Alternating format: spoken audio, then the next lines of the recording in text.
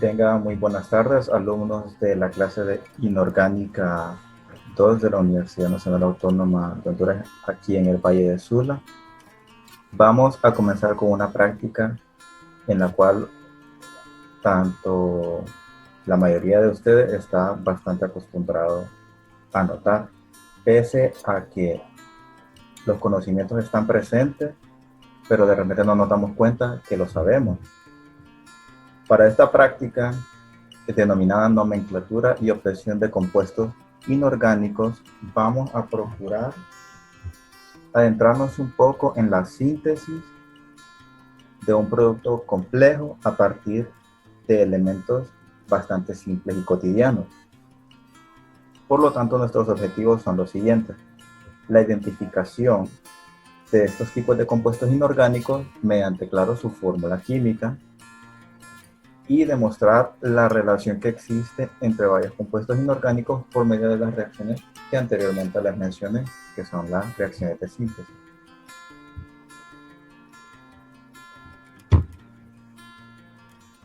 Para la primera parte vamos a abordar la fundamentación teórica, previo a que nosotros podamos hacer hincapié en la parte experimental de este laboratorio.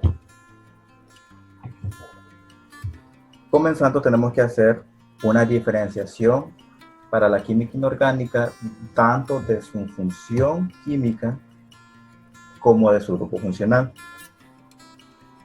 Podemos ver en pantalla que la función química hace alarde a la propiedad o aquel conjunto de propiedades que caracterizan a una especie química en particular, distinguiéndola evidentemente de las demás.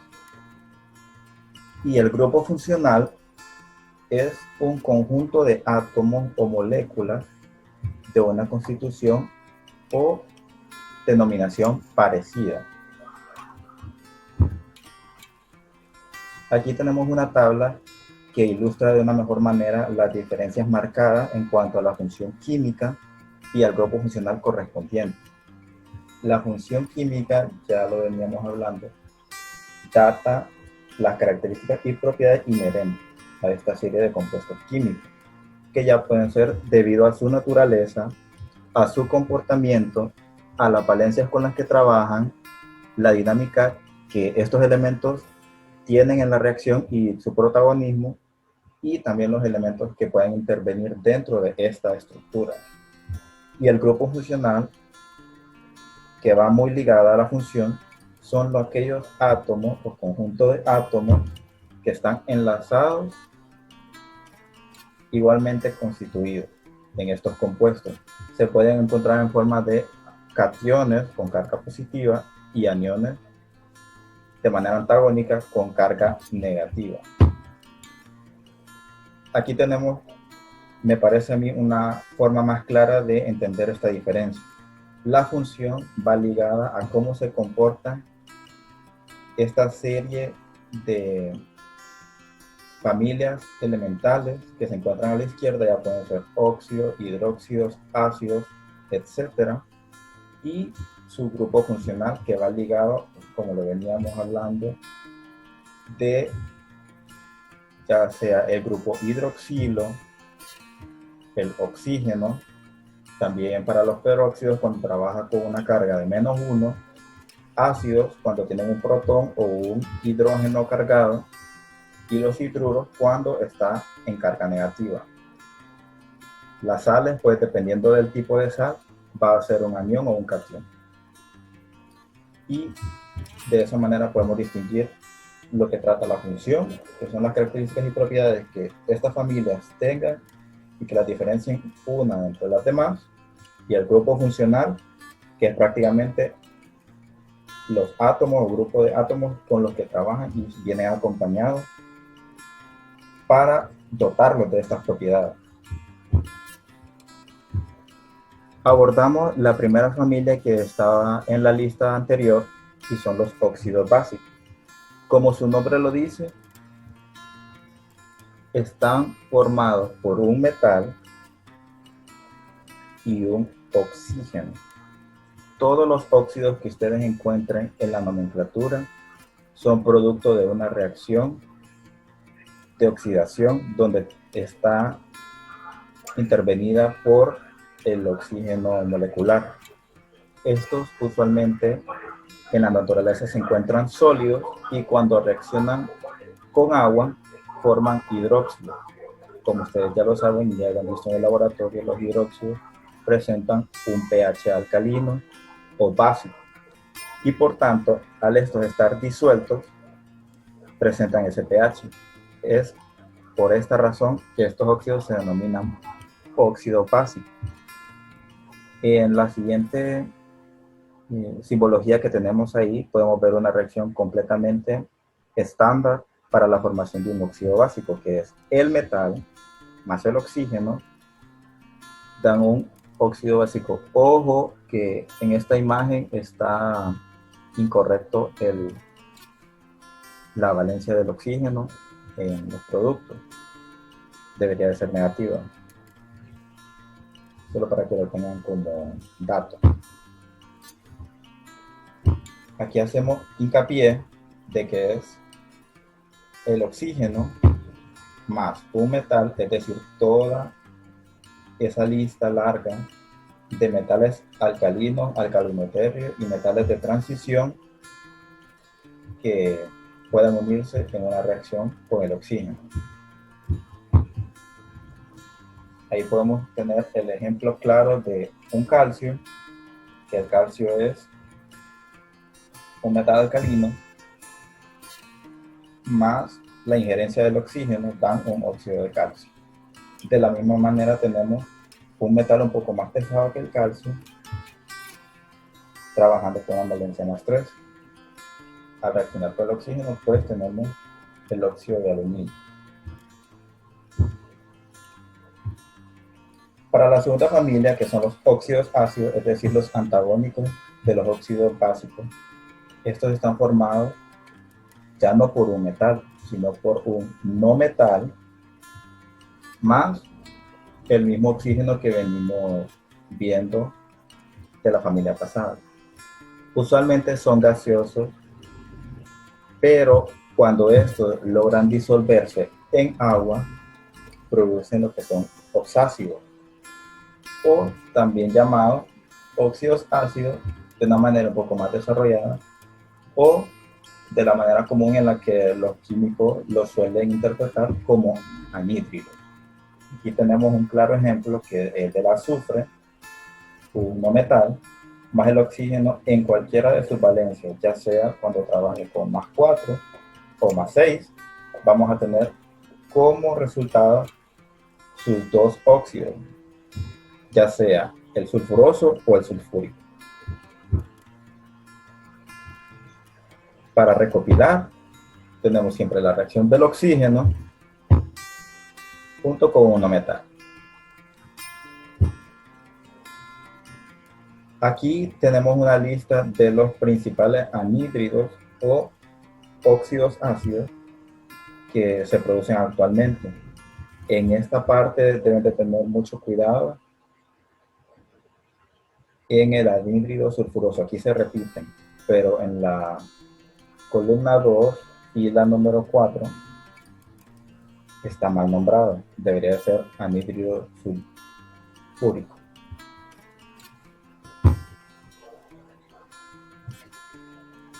Aquí es muy importante hacer hincapié con los metaloides.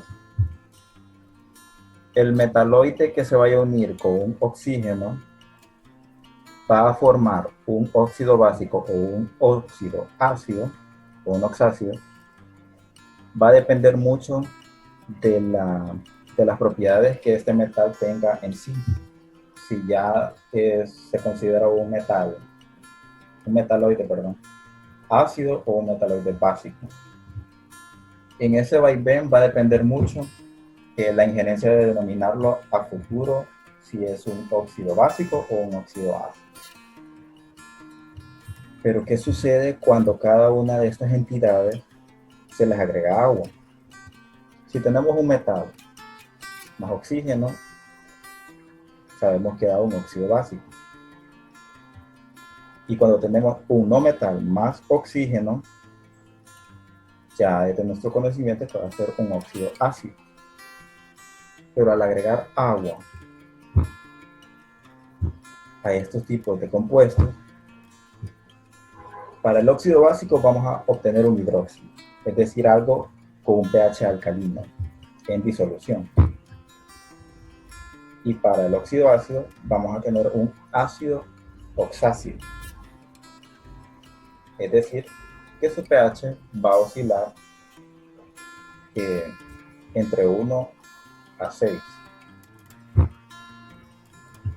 Para la tercera familia, que son los hidróxidos, evidentemente están formados por el metal que viene del óxido, es decir, por el metal básico, más este radical o grupo funcional inorgánico, llamado hidroxilo. Usualmente se suelen encontrar como sólido y su pH varía de 8 a 14.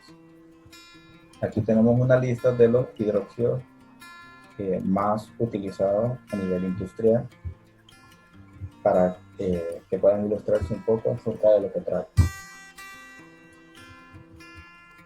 Y los oxácidos, que son la cuarta familia, están formados por un hidrógeno y un radical con oxígeno de valencia negativa. Estos son cáusticos y corrosivos y su pH evidentemente varía de 1 a 6, es decir, lo opuesto a los alcalinos. Tenemos una lista también abajo de los diferentes ácidos que ustedes pueden encontrar de manera más usual. Para la quinta familia, que son los hidruros, tenemos una bifurcación, ya que los hidruros pueden ser hidruros metálicos o hidruros no metálicos. Esto va a depender mucho del tipo de metal con el que el hidruro vaya acompañado. Es decir, que el hidrógeno aquí trabaja con una valencia negativa de 1. Usualmente son gaseosos y su carácter hidrofílico lo dota de ser compuestos con muy fácil disolución. Tenemos el hidruro de aluminio, hidruro de plomo 4 y el hidruro de cobre 2.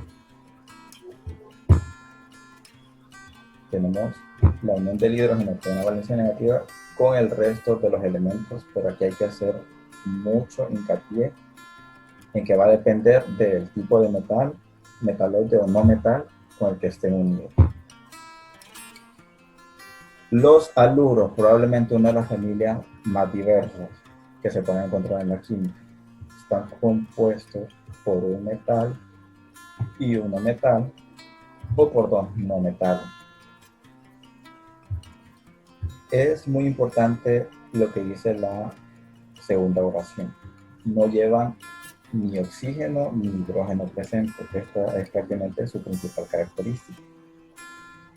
Por lo tanto, al igual que en los hidruros, podemos encontrar haluros metálicos o haluros no metálicos. Pero para diferenciarlos de mejor manera, podemos llamar a los haluros metálicos sales binarias, ya que están formados por un no metal y un metal. El ejemplo más común es la sal de mesa, el cloruro de sodio. Y en cuanto a los haluros formados por dos no metales, puede ser un cloruro de fósforo, por ejemplo.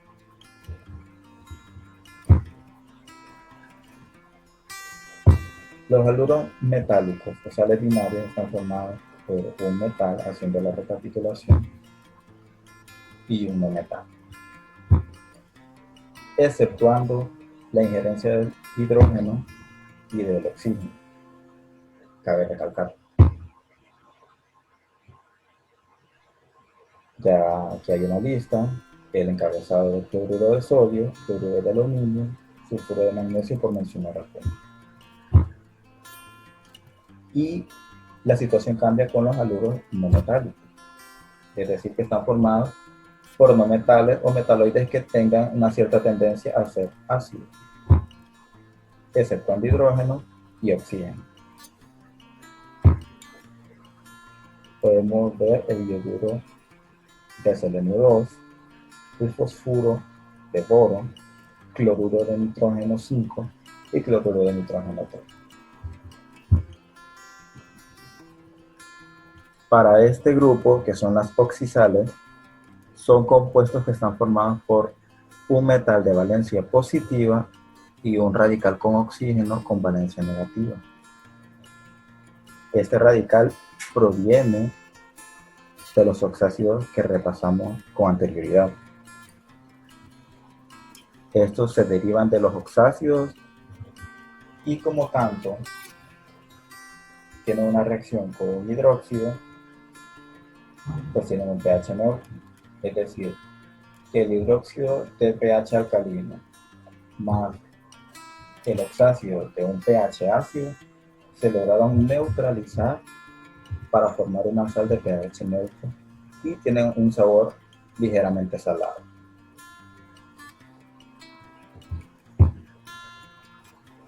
Algunas reacciones inorgánicas importantes que ustedes van a poder ver durante su transcurso por la carrera son las siguientes.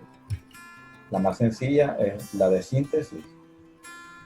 También se le llama reacción de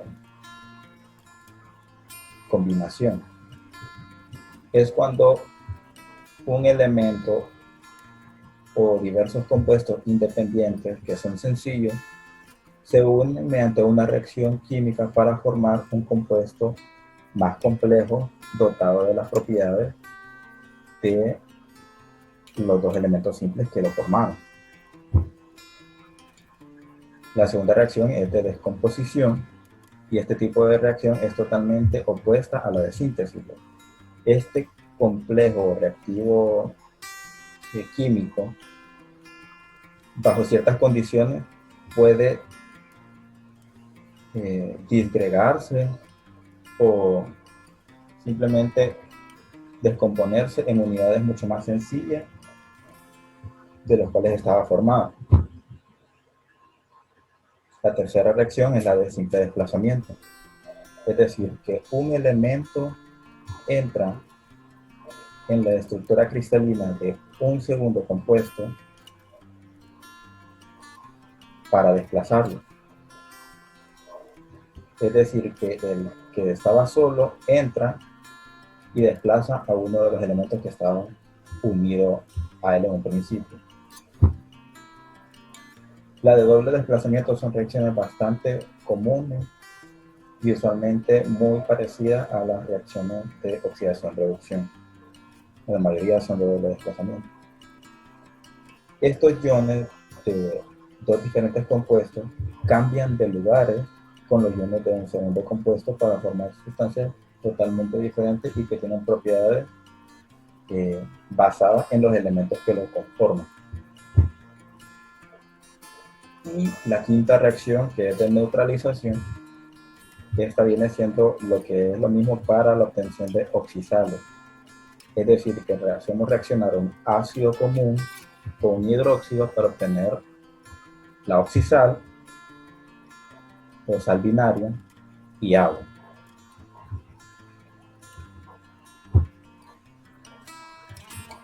Ahora, cuando ya hemos escuchado todo este preámbulo cargado de la información teórica, podemos abordar el procedimiento experimental, que va a ser el siguiente.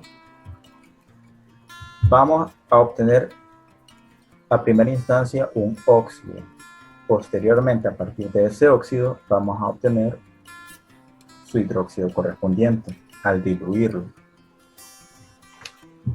En un segundo ensayo, vamos a obtener un anhídrido o un óxido ácido. A partir de ese anhídrido, vamos a diluirlo de la misma manera en agua para obtener su oxácido correspondiente. Y al lograr mezclar el hidróxido más el oxácido, vamos a obtener la oxisal que estamos tratando de sintetizar. Para la obtención de un óxido, vamos a sostener una cinta de magnesio que no sé si ya las habían visto por el laboratorio, pero es un rollo parecido al que les comparto en la imagen, un rollo de un metal muy blando, porque es magnesio y prácticamente se puede doblar con la yema de los dedos. Vamos a tomar una pequeña muestra o cinta de magnesio con las pinzas para sostener un crisol, es decir, una agarradora que tiene un mango bastante estrecho en su extremo, y la prolongación de este instrumento nos permite tener un poco más de cuidado al momento de manipularlo, porque si ustedes pueden leer, vamos a quemar esta cinta de magnesio hasta obtener una ceniza blanca. Es decir, que vamos a encender el mechero y posteriormente vamos a acercar estas pinzas para crisol que sostienen en su extremo la cinta de magnesio que nosotros le hemos suministrado. La cantidad de magnesio formada aquí es totalmente irrelevante porque no estamos cuantificando al final de este experimento, no estamos cuantificando absolutamente nada de lo que se obtuvo en la reacción, nada más estamos haciendo un apartado cualitativo, solo para que ustedes puedan observar la obtención de un óxido a partir de un metal que ha sido reaccionado con calor y oxígeno presente.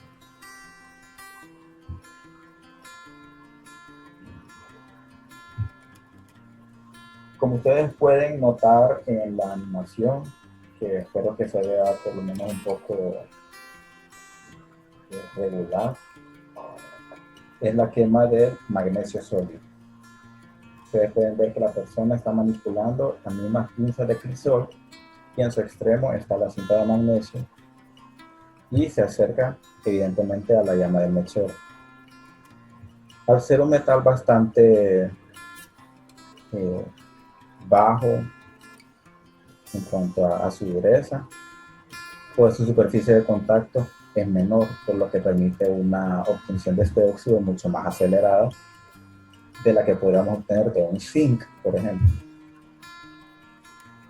Lo bonito de esta prueba, y qué lástima que ustedes no la puedan ver así de manera presencial, es el brillo incandescente que toma la formación del óxido de magnesio. En la parte inferior de su pantalla pueden ver la reacción completa del magnesio más el óxido en presencia de calor forma un óxido de magnesio sólido. Para la segunda parte veníamos diciéndole que vamos a obtener el hidróxido a partir del óxido que obtuvimos del magnesio. Es por eso que la ceniza que nosotros obtengamos de esa quema, en su mayoría a veces toca pulverizarla, porque aún sigue siendo parte de la cinta de magnesio. Pero esta cinta se trata de triturar en un mortero con un pistilo y posteriormente se vierte en un vaso de precipitado que contiene 20 mililitros de agua destilada. Luego introducimos ese pino polvo y tratamos de diluirlo y mezclarlo con un agitador magnético o en dado caso con una varilla de vidrio. Dejamos reposar. La solución va a tornarse un poco grisácea. Esto es por la naturaleza del óxido.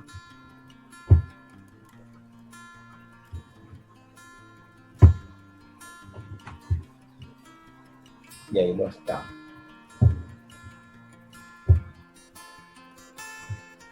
Aquí obtenemos nuestra segunda reacción, que es el óxido de magnesio disuelto en agua. Me van a disculpar, pero la naturaleza o el estado de agregación del agua es líquido, no gaseoso, como dice ahí. Y vamos a obtener el hidróxido de magnesio acuoso. El segundo ensayo que nosotros vamos a realizar por aparte es la obtención del anhidrio o el óxido ácido. Para ello, nosotros tenemos previsto en el laboratorio gramos de azufre. Por lo tanto, vamos y pesamos con anticipación 0.5 gramos de azufre, que ya viene en finos polvos de un ligero color amarillo, como pueden ver ahí en la imagen. Nos acercamos y con la cucharilla de combustión tomamos esa pequeña cantidad y procedemos, tal y como dice la instrucción, a acercarlo a la llama del mechero. Esta es nuestra tercera reacción. Un azufre más el oxígeno en presencia de calor, obtenemos un óxido de azufre 4, o para llamarlo de una manera mucho más fácil, óxido sulfuroso. A partir de este óxido, nosotros vamos y tenemos que hacerlo diluir en un medio acuoso, tal y como lo hicimos con el óxido básico en agua. Solo que esta vez vamos a obtener un oxácido. Aquí les dejo las instrucciones, pero vamos a hacerlo de manera ilustrativa con estas animaciones, y es que en un matraz que ya contiene cierta cantidad de agua, acercamos e introducimos la cucharilla de combustión al interior sin que tope el agua, pero que llene evidentemente del humo que está saliendo de la quema del azufre, que trate de llenar lo más posible el interior del matraz de la anilla. Posteriormente, este matraz se sella con un tapón que esté perfectamente hermético, y lo agitamos o lo revolvemos lo máximo posible para que el humo que nosotros introducimos en el matraz pueda disolverse en mayor cantidad y medida dentro del sistema acuoso que nosotros teníamos al principio. Por lo tanto, evidentemente estamos esperando que esta agua destilada pase de un pH neutro de 7 a un inferior, es decir, que en ese momento nosotros ya habíamos obtenido de manera exitosa nuestro oxácido. La cuarta reacción que tenemos en la parte inferior es que ese óxido sulfuroso más el agua vamos a obtener ácido, ácido sulfuroso.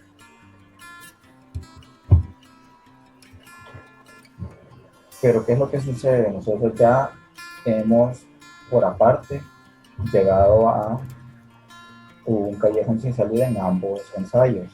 Tenemos un hidróxido por un lado y tenemos un oxácido por el otro. Es por ello que vamos a tomar los 2 ml de ese hidróxido de magnesio que está formado en el precipitado, lo colocamos en una cápsula de porcelana y agregamos 2 gotas de fenolftaleína. Este indicador nos va,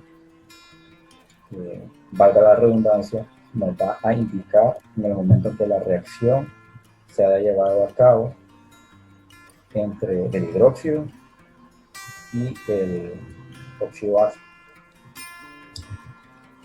Por aparte, tomamos una cantidad de la solución del ácido sulfuroso que está en ese matraz con un gotero y agregamos gota a gota sobre la cápsula que contiene el hidróxido hasta que el color característico de la fenolftaleína en medio alcalino, que es el rosa, vaya desapareciendo. Cuando desaparezca, nosotros procuramos tener de manera idónea un pH oscilante entre 6.5 y 7.5.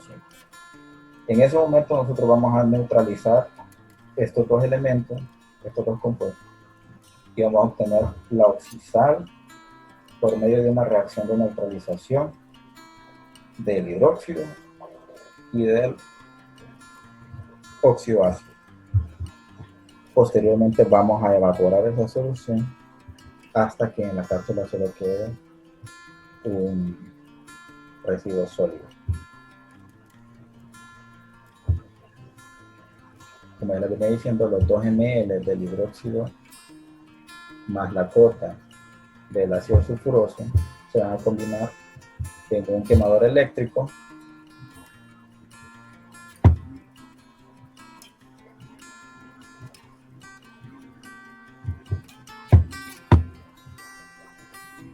En un quemador eléctrico se le va a proporcionar la cápsula de porcelana y vamos a empezar a evaporar el resto de agua que queda como producto en ambas reacciones. Una vez que transcurre el tiempo, se logrará notar que hay un pequeño residuo sólido depositado y suele ser de un gris pálido tirando a blanco.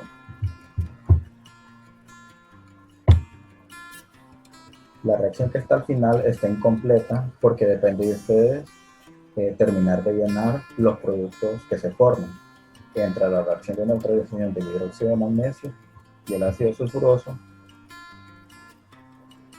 y así se van a dar cuenta, investigando o indagando del tipo de compuesto que se formó. Hasta aquí llega el laboratorio número 1 de la clase de inorgánica, y espero que con esta pequeña forma de impartir este laboratorio pues puedan darse cuenta de los procedimientos que se siguen para sintetizar un compuesto o una sal binaria a partir de los elementos más básicos.